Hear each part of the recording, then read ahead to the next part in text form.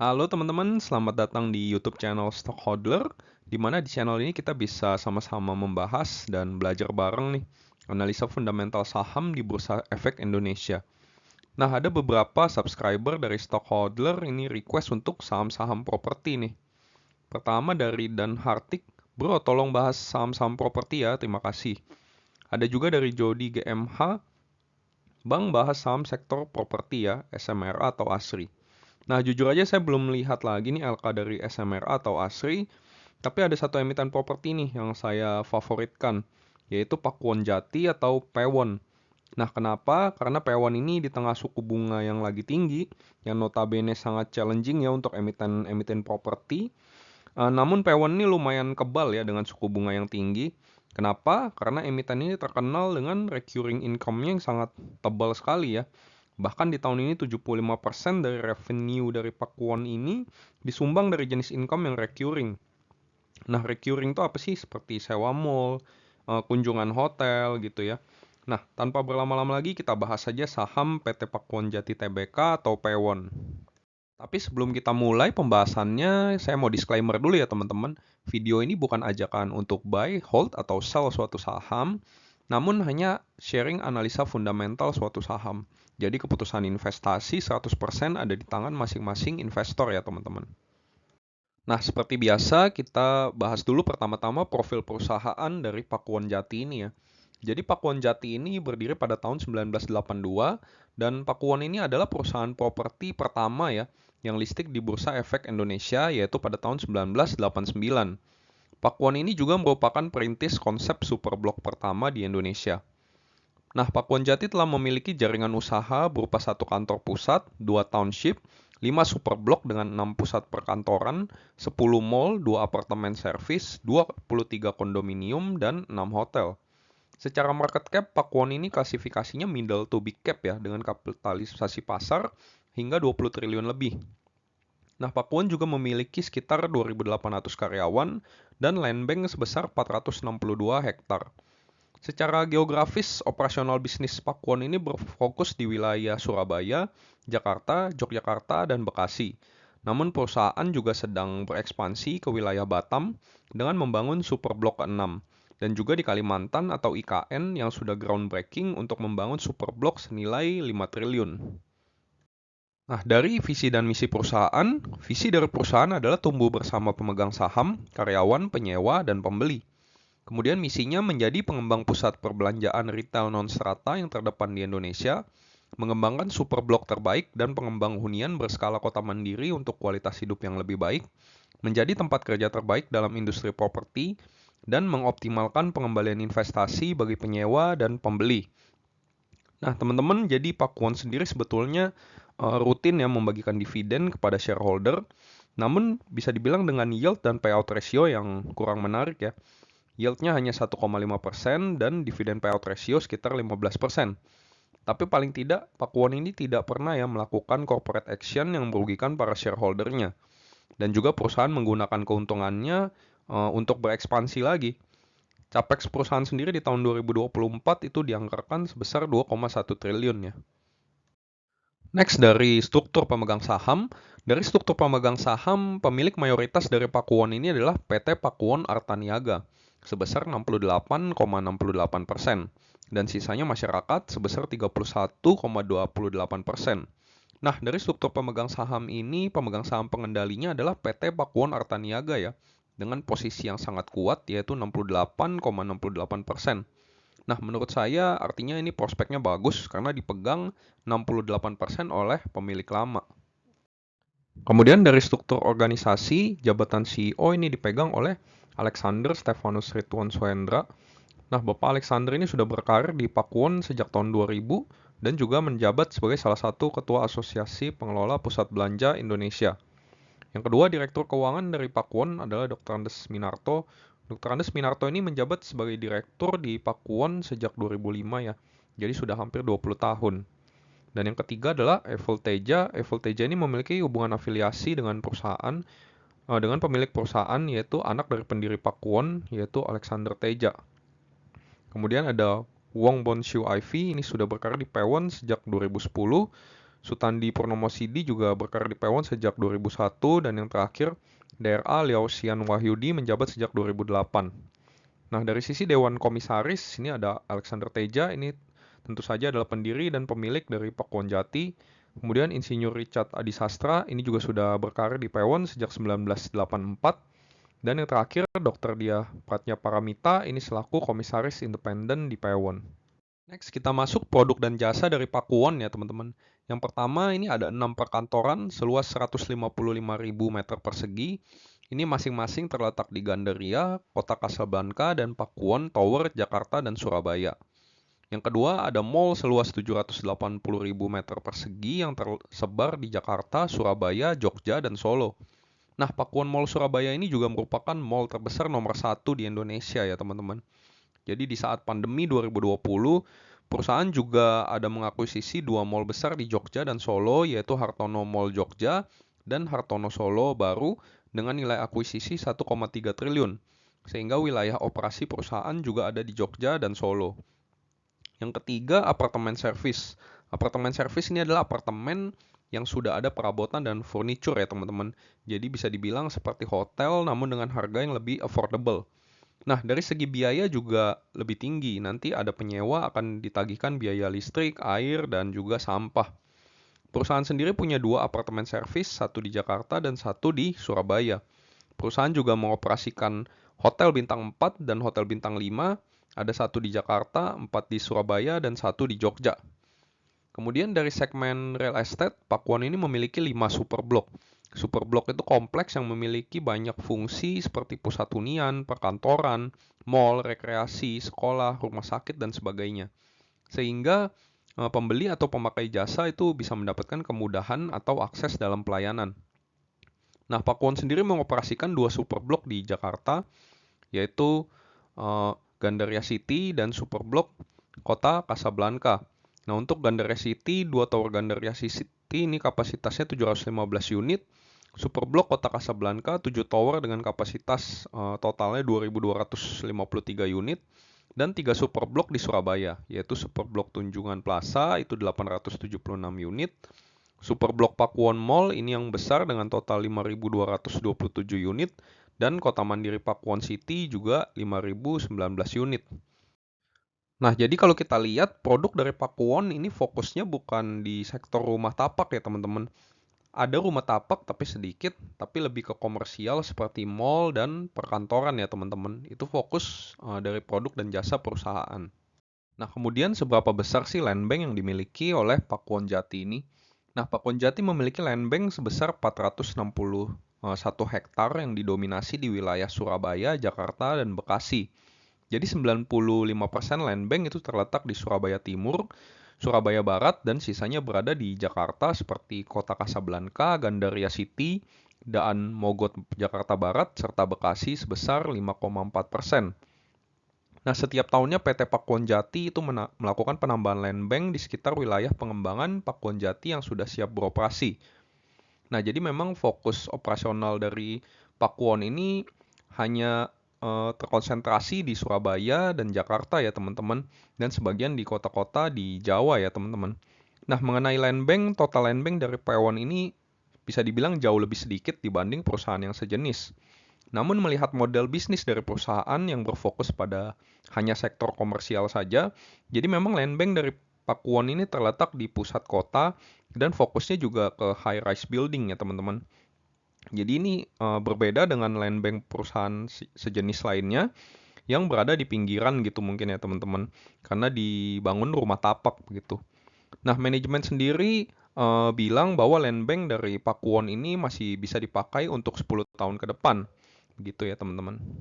Nah, kemudian untuk proyek yang sedang dikerjakan oleh Pakuwon ini diantaranya adalah Pakuwon Mall Bekasi, Four Point Sheraton Bekasi, kondominium Pakuwon Mall fase 5, 4 kondominium di Bekasi, dan kondominium Gandaria fase 2. Kemudian untuk next proyek, Pakuwon ini juga akan mengembangkan 2 proyek raksasa ya teman-teman, yaitu yang pertama Superblok Pakuwon Batam senilai 5,4 triliun, dan Superblok Nusantara di IKN senilai 5 triliun. Next kita mau masuk chapter 2, yaitu analisa perusahaan. Nah, yang pertama dari sisi pendapatan ya, kita bisa lihat bahwa pendapatan dari Pakuwon ini terus bertumbuh sejak tahun 2020, namun memang belum menyamai kinerja sebelum pandemi ya, di mana pendapatan tahun 2019 itu sebesar 7,2 triliun, sedangkan di tahun 2023 baru mencapai 6,2 triliun. Nanti juga kita lihat ya penurunan yang terjadi itu sebabnya karena apa. Nah, namun bagusnya dari gross profit margin dari Pakuwon ini selalu terjaga dan berada di kisaran 50% ya, di mana ini besar sekali. Kemudian dari total beban usaha juga dalam 5 tahun terakhir dapat dengan mudah di-cover oleh gross profitnya, sehingga masih menghasilkan operating profit margin di kisaran 40% ke atas. Laba usaha ini kemudian dipotong beban-beban lain-lain, termasuk diantaranya beban keuangan, juga masih dapat dengan mudah di-cover sehingga laba yang dihasilkan masih tinggi. Dan yang terakhir, setelah dipotong pajak, Pakuwon ini masih memiliki net profit margin sebesar 30-40% ya. Tentu ini angka yang sangat memuaskan ya teman-teman. Sekarang kita mau lihat pendapatan per segmen ya teman-teman. Yang pertama, pendapatan sewa ruangan. Ini memiliki pertumbuhan yang bagus ya. Bisa jadi dikarenakan pasca pandemi orang-orang ini sudah mulai jalan-jalan ke mall dan permintaan juga semakin pulih. Nah, dapat kita lihat di tahun 2023 nilai pendapatan sewa ruangan itu sudah melampaui pendapatan di tahun 2019 atau sebelum pandemi. Jadi kesimpulannya dari pendapatan sewa ruangan ini bagus dan justru sudah mengalahkan nilai saat sebelum pandemi ya teman-teman. Kemudian yang kedua, pendapatan apartemen service.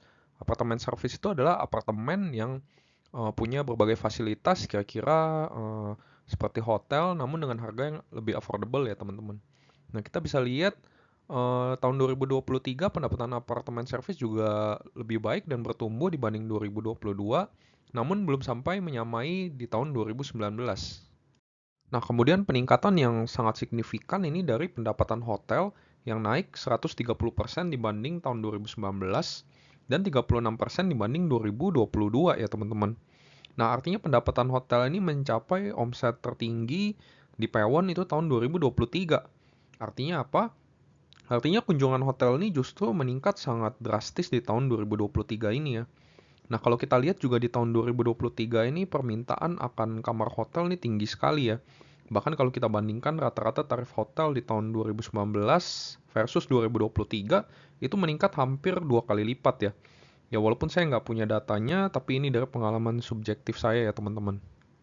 Nah, kemudian kita masuk ke segmen penjualan kondominium dan kantor.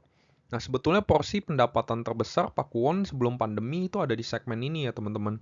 Bisa kita lihat di tahun 2019 sebelum pandemi, porsi segmen penjualan kondominium dan kantor ini mencapai 42% dari total pendapatannya, atau sekitar 3 triliun lebih. Namun di tahun 2020 ini merosot hingga 1,2 triliun akibat adanya pandemi, sehingga orang lebih menahan pengeluarannya. Baru di tahun 2021 karena suku bunga rendah dan adanya stimulus dari pemerintah, penjualan dari segmen ini meningkat hingga 2 triliun. Lalu kemudian menurun kembali di tahun 2022 akibat kenaikan suku bunga, yaitu menjadi 1,5 triliun, dan di tahun 2023, yaitu di era suku bunga tinggi, segmen ini mencapai titik terendah dalam 5 tahun terakhir, yaitu hanya 800 M saja, atau minus 74% dibanding sebelum pandemi tahun 2019. Nah, dari sini saja sebetulnya kita bisa lihat ya bahwa sektor properti ini, terutama penjualan rumah dan kondominium ini masih lesu dan belum ada kejutan dari sisi permintaan ya teman-teman. Jadi memang orang berkunjung ke mall dan juga ke hotel, permintaannya naik.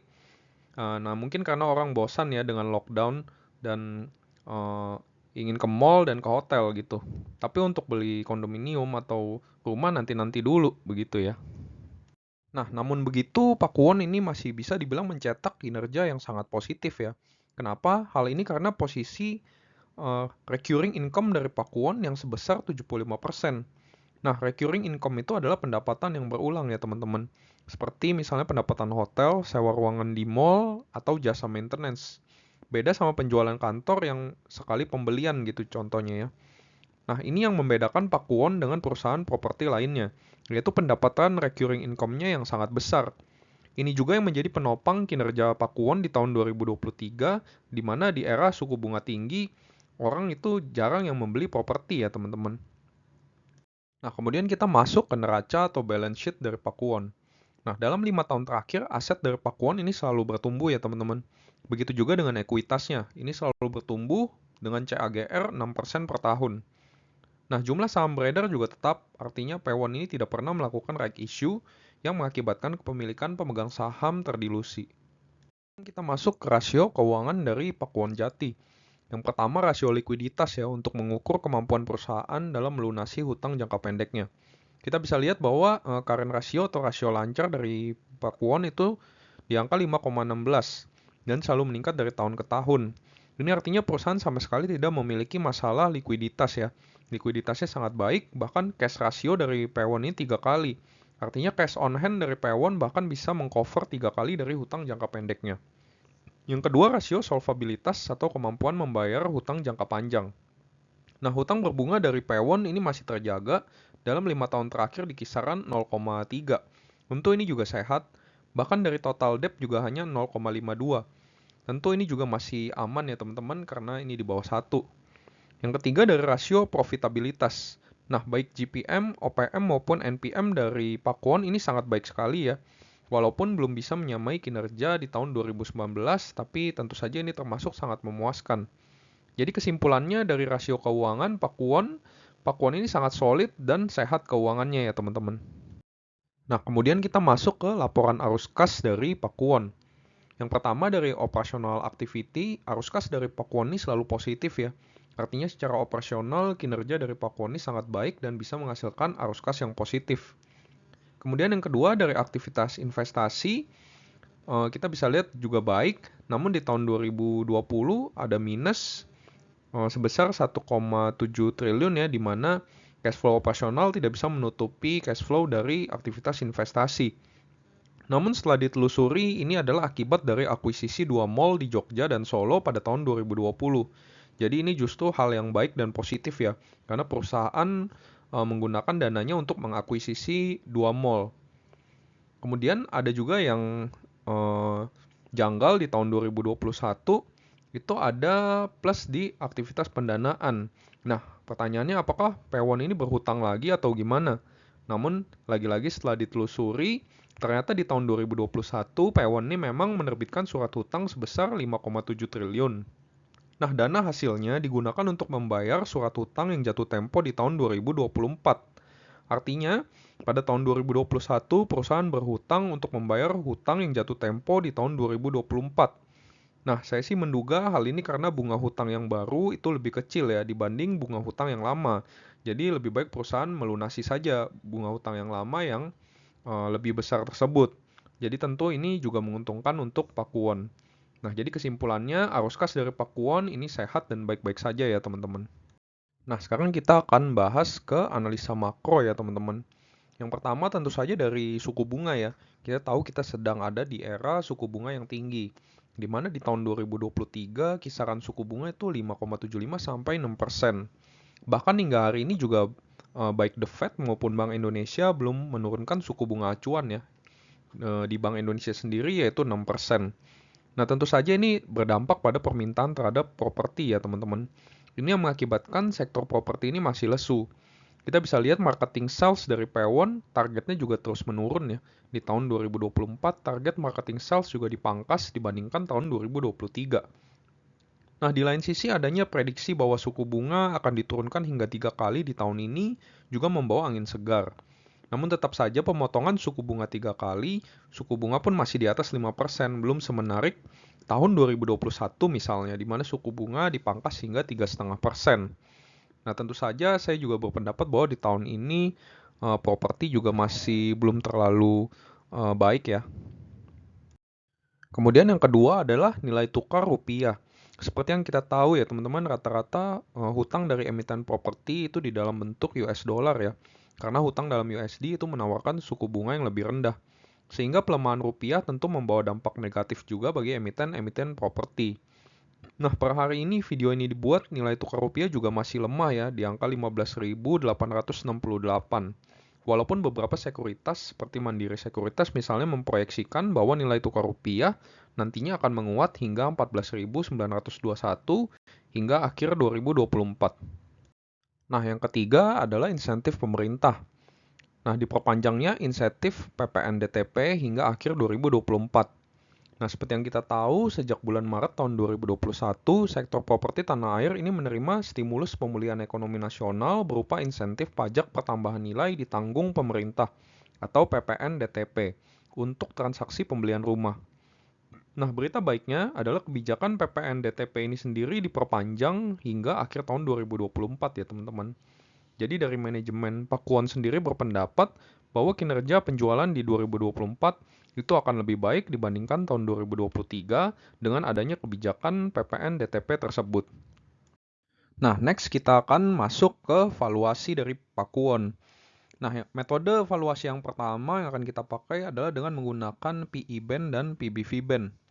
Nah, PE band itu adalah rata-rata PE ratio dalam jangka waktu tertentu. Nah, yang pertama PE band 5 tahun atau rata-rata PE ratio dalam 5 tahun terakhir untuk Pakuwon adalah 14,6. Kemudian PE band 10 tahun terakhir atau rata-rata PER dalam 10 tahun terakhir adalah 14,9. Nah, bisa kita lihat bahwa PE ratio dari Pakuwon hari ini adalah di 9,7. Artinya berdasarkan metode PE band, baik 5 tahun maupun 10 tahun terakhir, Pakuwon itu bisa dikatakan undervalue. Kemudian yang kedua, kita mau lihat dari PBV band. Dalam 5 tahun terakhir, rata-rata price to book value dari Pakuwon adalah 1,56. Dalam 10 tahun terakhir, rata-rata price to book value dari Pakuwon adalah 2,54. Per hari ini, price to book value dari Pakuwon adalah 1,07. Artinya berdasarkan PBV band, baik 5 tahun maupun 10 tahun terakhir, harga Pakuwon ini bisa dikatakan juga undervalue. Nah, kemudian metode valuasi yang kedua yang juga sering dipakai untuk memvaluasi perusahaan properti adalah discount to RNAV. Nah, jadi dalam metode pelaporan asetnya, perusahaan properti itu biasanya bisa memilih untuk menggunakan metode harga perolehan atau metode nilai wajar. Pakuwon sendiri merupakan perusahaan yang menggunakan metode harga perolehan. Artinya nilai aset wajar Pakuwon tentu lebih besar ya teman-teman dari nilai perolehannya. Karena kan kita tahu harga tanah properti kan naik terus. Nah, metode discount to RNAV digunakan untuk mencari nilai intrinsik dari aset-asetnya. Kemudian diberikan diskon. Nah, untuk menghitung RNAV, caranya dengan menghitung nilai wajar aset milik perusahaan seperti land bank dan properti. Tentu ini juga perhitungannya rumit karena tiap tanah di berbagai daerah itu harga pasarnya berbeda-beda ya teman-teman. Nah, di sini saya pakai data jadi aja ya teman-teman, yaitu laporan dari sekuritas. Kita bisa lihat bahwa diskon to RNAV dari Pakuwon itu adalah kurang lebih 50%. Artinya nilai aset properti dari Pakuwon itu hanya dihargai 50% dari nilai wajarnya. Tapi kita juga perlu perhatikan ya teman-teman bahwa sektor properti itu adalah sektor yang cyclical seperti komoditas.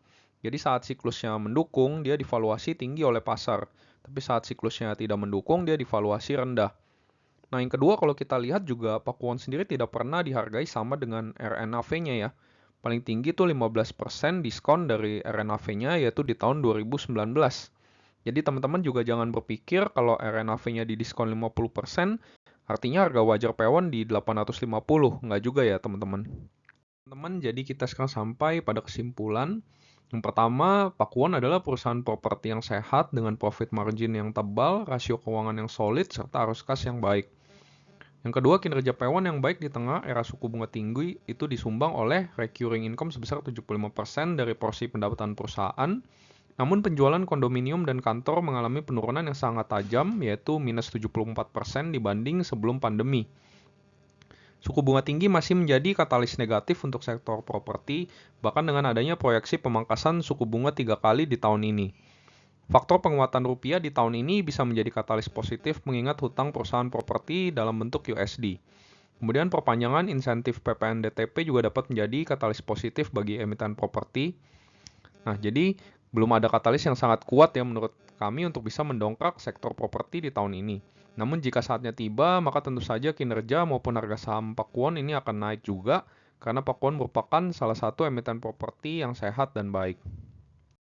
Nah, secara valuasi baik PE ratio band dan PBV band, valuasi P1 masih dihargai murah oleh pasar ya teman-teman karena memang sektor properti ini belum mencapai siklusnya mengingat properti adalah sektor cyclical. Nah, segitu aja ya teman-teman. Jika teman-teman suka dengan video ini, bisa support channel ini dengan like, comment, dan juga subscribe. Thank you teman-teman.